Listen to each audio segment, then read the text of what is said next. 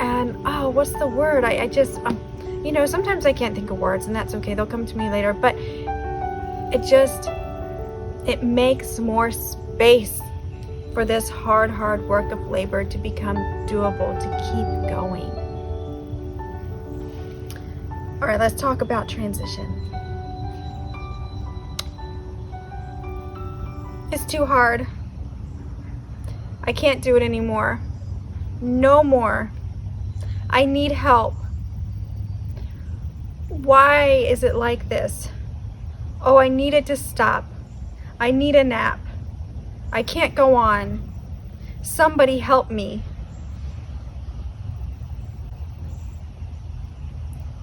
Self-doubt cries out for help. As a partner, somebody who has a loving connection to a mother in labor, hearing those words yelled out, called out, screamed out, it just clenches our hearts when someone we love and care for is at this brink of a place where they're reaching out for all that they have left, and they're crying out for help.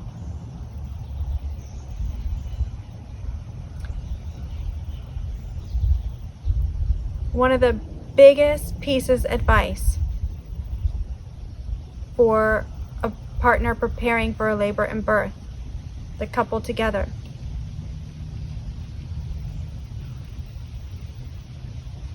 pregnant woman needs to share what she would like in that moment.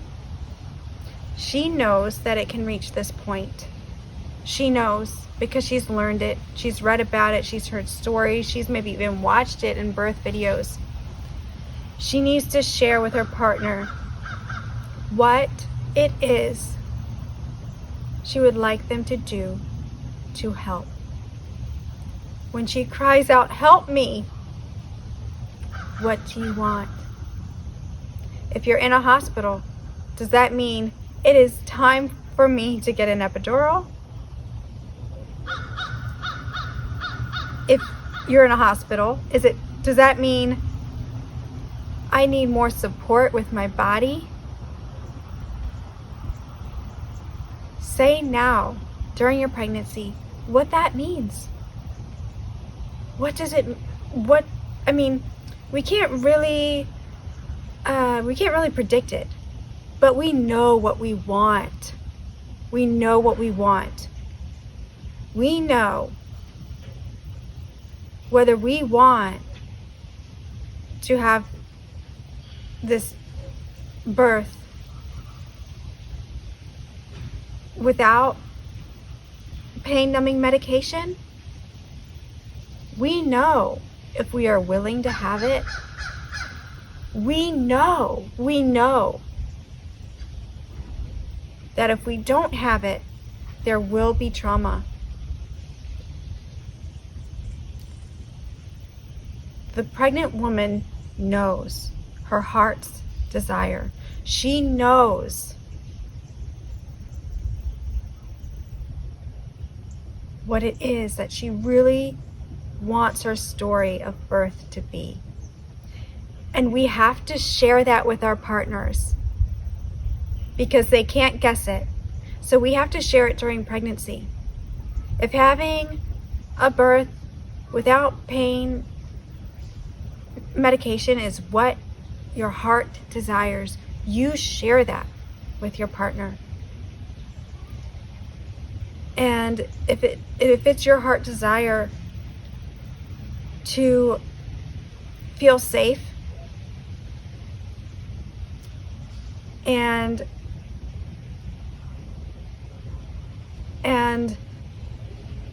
be present with the birth and without other memories, and you need that numbing medication, share it with your partner. And then they will know. They will then know what you need in that moment when you cry out for help.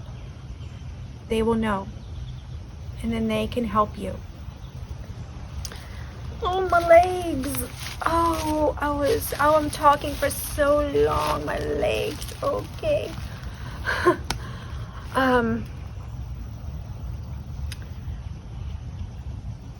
Sometimes when a mother is crying out for help, it means, yes, I want an epidural, I want pain medication.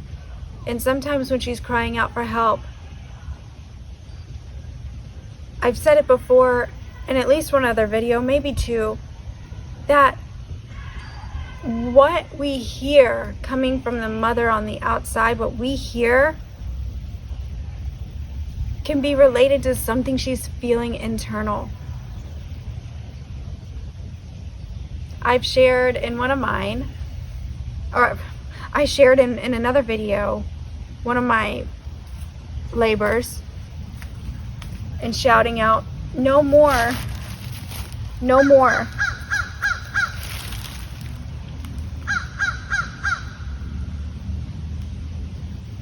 And I'll link it down below. I'll link that video for you, and then you can watch it and see if I was talking about the labor or not. A laboring woman, what's coming out vocally can sound like one thing to the people in the room, but really means something different inwardly for the laboring woman. So, the conversations that you have during the pregnancy, preparing for the labor and birth, it does so much good. It does so much good. Okay? All right, so let's pretend that a conversation was had and this laboring mother really does not want an epidural. Because the other way is fairly simple, right? She gets the epidural. Or, well, we'll talk. I almost went down a rabbit hole. In another video, we'll talk about what you can do if you plan for an epidural, but then find out that you can't have one. I'll make a video just for that. Okay, but right now, we're going to pretend that a conversation was had during labor, that this person really does not want an epidural or any pain relieving medicine. We're going to pretend she doesn't want any at all, because there are other things that can help during labor that isn't just an epidural. And I'm going to share with you some things you can do.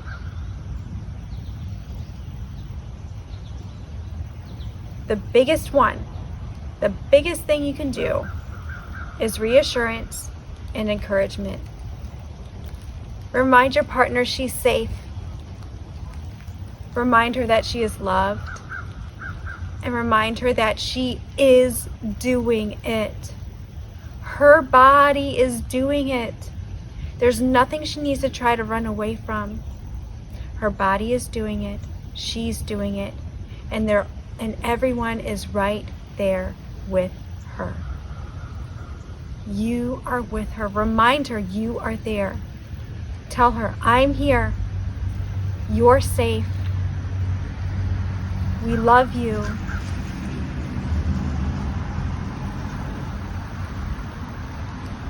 That's the first thing. And oftentimes that's all that's needed. That's what she needs. That little bit of connection that others are with her and that they love her and that they believe in her. Another thing, another great reminder, you're almost there. Your baby is almost here. You are so close. At this point, when you are crying out for help, most times, not every time, most times, you will be meeting your baby so soon. So soon. And just remembering that like sometimes we might forget in the moment and in the intensity of a wave or contraction, we may forget that. And then being reminded, right, oh, it's happening so soon.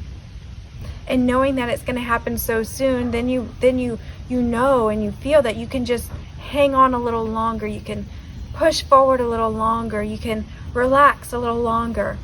You can breathe a little longer. Just a little while longer. And the baby will be here so soon. Just a little bit longer, and then you'll be ready to push or like actively do something with your contraction, right? Oh. Okay.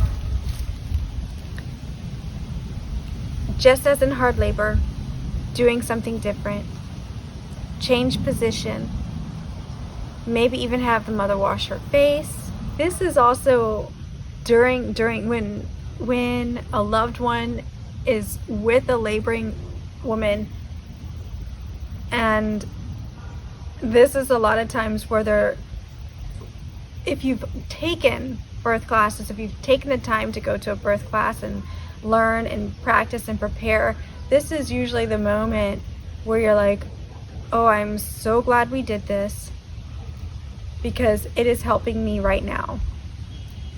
This is where things might even get to that place with the partner, the loved one, where they might be going, do I have enough in me to help? Do I have enough in me to do what she needs? And you do. You do. This is where the mother may want constant pressure on her hips or constant counter pressure on her back, or maybe she's leaning on you and during contraction she like releases all of the tension in her legs and she's just pulling down on your shoulders. And of course at this point contractions are one on top of the other, so is there even a break, right? Is there even a break? Can you stand that long and hold her for that long? Of course you can. This is also the time during labor where you're like, okay, this is it. This is what we were working towards. This is the challenge. This is the point in labor where it tests us a little. And then when we look back, we see that we did that. We gave our all and we did it.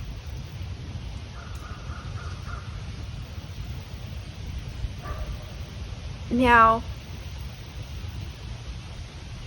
that's transition for a natural birth without pain medication. And if you've had an epidural,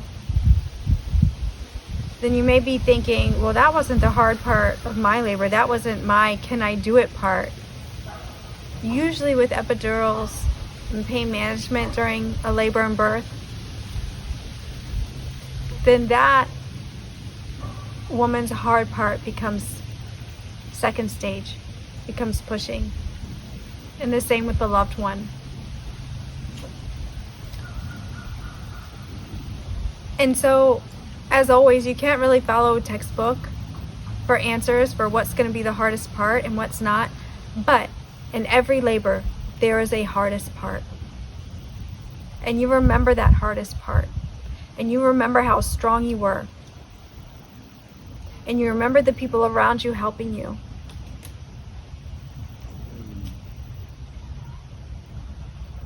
Okay, I went on a sidetrack. Okay, back to transition.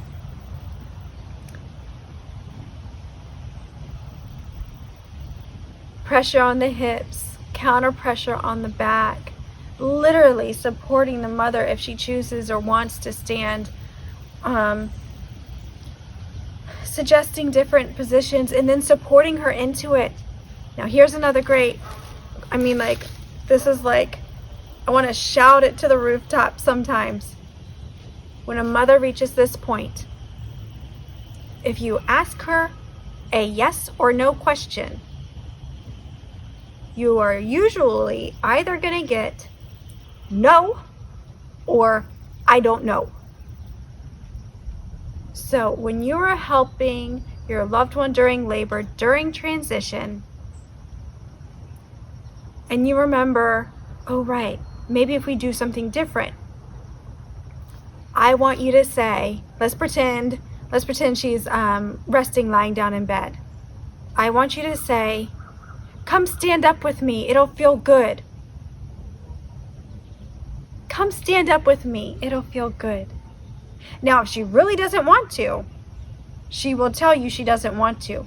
But it's different than saying, would you like to stand up?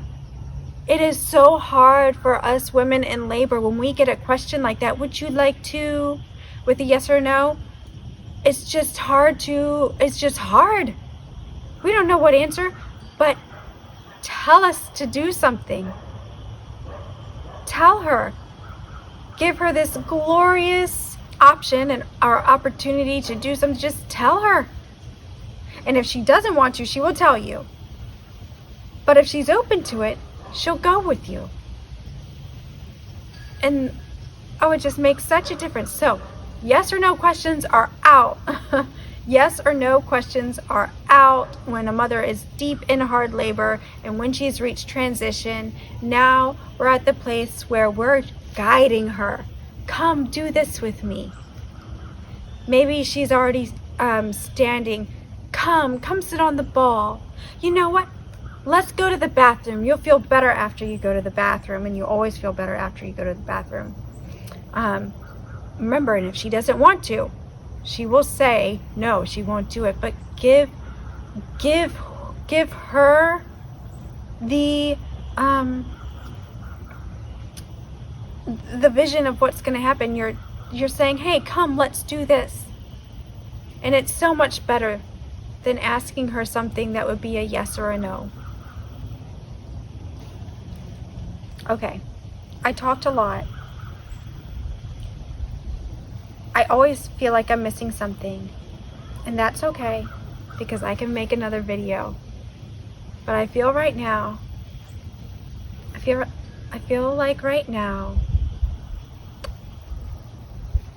that was a good offering. And we'll probably talk about it again and again, because it's a pivotal point in labor for everybody in attendance. Yeah. Hard labor and transition.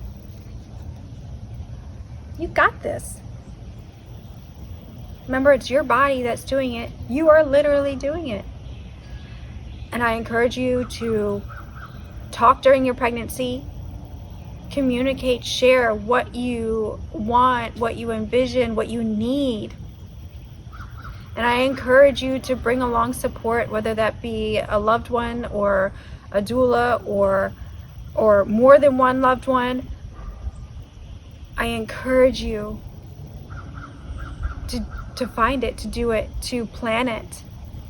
Make sure that you have support during your labor and during your birth. Because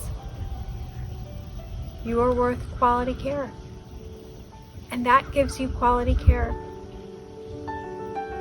Having those extra people there just for you, for your mind and your body, and helping you through, you're worth it. You are born to do this. You are the boss of you, and you are worth quality care.